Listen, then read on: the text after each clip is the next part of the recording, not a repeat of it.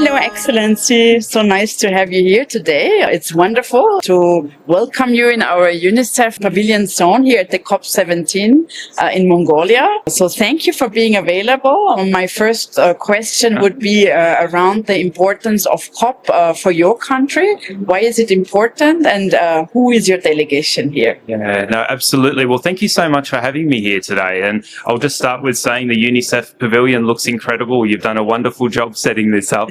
So as you said, COP17 is incredibly important to Australia. And there's a number of different reasons for that. But as we all know, COP17 focused on combating desertification. That is an incredibly important topic for Australia.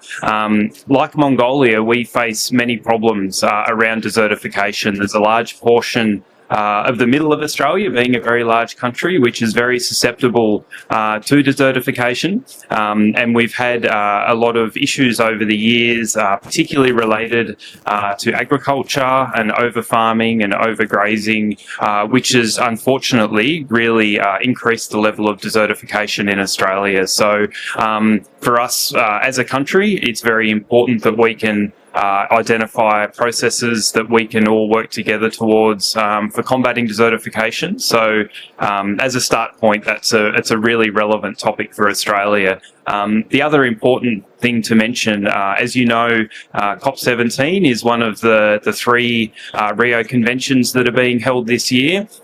So we have the Biodiversity COP coming up. And then we have the UNFCCC COP31 later in the year, which will be hosted by Turkey.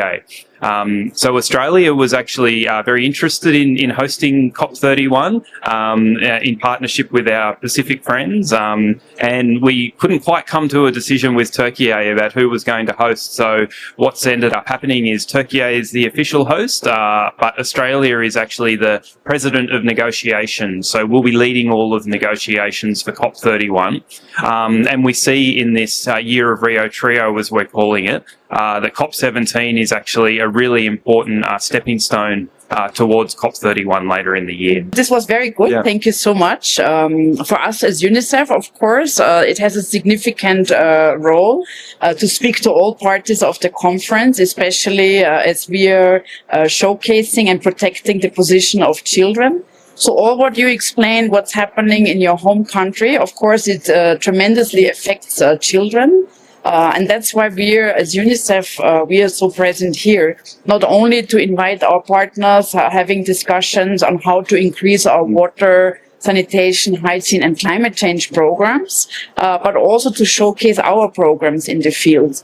So, Andrew, from this conference, what are your expectations? I mean, you mentioned some of it already, leading to the COP31 as a very important starting discussion, but also from the position for children, for example. So what are your expectations from this conference? Yes, no, thank you. That's a great question too. So we're very lucky to have 4 Australian delegates in Mongolia at the moment. We have 2 delegates from our Department of Agriculture, Fisheries and Forestry, and we have 2 delegates from our Department of Environment, Climate Change, Energy and Water.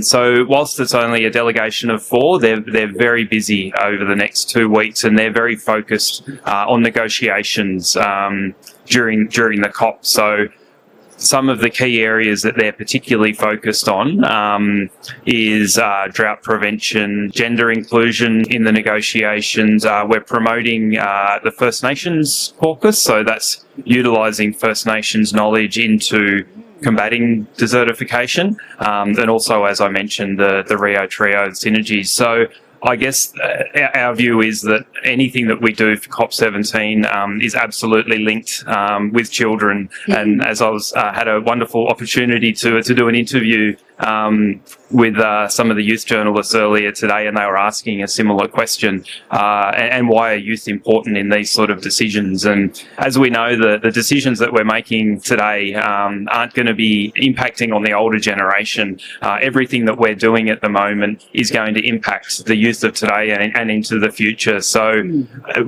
it's incredibly important that we take that into consideration when we're doing anything around COP17, all of the negotiation outcomes, all of the side events. It all needs to have a youth focus, because at the end of the day, as I said, it's the youth who are going to be inheriting the decisions that we make here. So we need to be focused on their needs.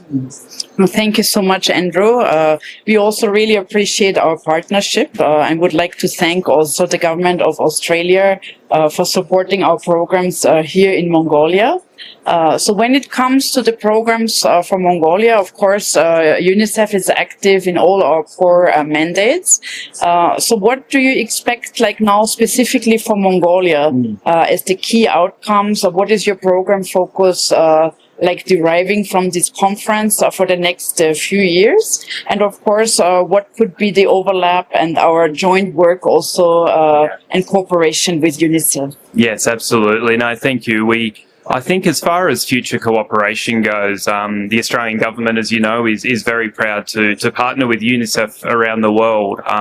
And we're very proud that some of our regional programs that we currently support with UNICEF have Mongolian elements to those. So whilst this bit isn't specifically COP relevant or directed, but we've been very happy to be working with UNICEF on looking at Mongolia's social protection system and ensuring that gender and disability are included into those social protection policies and processes from within Mongolia. So we're very, very keen to continue that work. Obviously, that's incredibly important for Mongolia moving forward, and making sure that all people are included in their social protection system. But then I think COP specifically, whilst we don't have anything ready to go with UNICEF right now, I think it's something we need to continue to explore. And as we said, I think particularly the work that you do from a water perspective is incredibly important here, and the impact that has on women and children. So I think we just need to be continually exploring how that we can work together into the future, because we've got that really strong partnership that's been in place for many years. And I think